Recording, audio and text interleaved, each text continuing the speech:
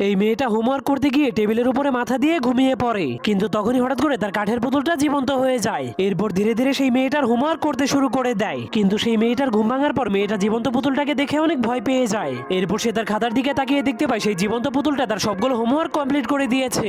যা দেখার পর মেয়েটা অনেক খুশি হয়ে পুতুলটাকে নিজের কলমটা উপহার দিয়ে দেয়। এরপর সে হোমওয়ার্কের খাতাটাকে নিয়ে স্কুলে চলে যায়, কিন্তু মেয়েটা স্কুল থেকে ফিরে আসার পর কাঠের পুতুলটাকে বলে, তোমার করা হোমওয়ার্কে আমি সব থেকে বেশি নাম্বার পেয়েছি। এজন্য মেয়েটা অনেক খুশি হয়ে কাঠের পুতুলটাকে বলে, তুমি আজকেও আমার সবগুলো হোমওয়ার্ক কমপ্লিট করে দাও। এটা বলে সে ভিডিও গেম খেলার জন্য চলে যায়, কিন্তু সেই কাঠের পুতুলটা যত বেশি হোমওয়ার্ক করছিল সে তত বেশি বড় হচ্ছিল।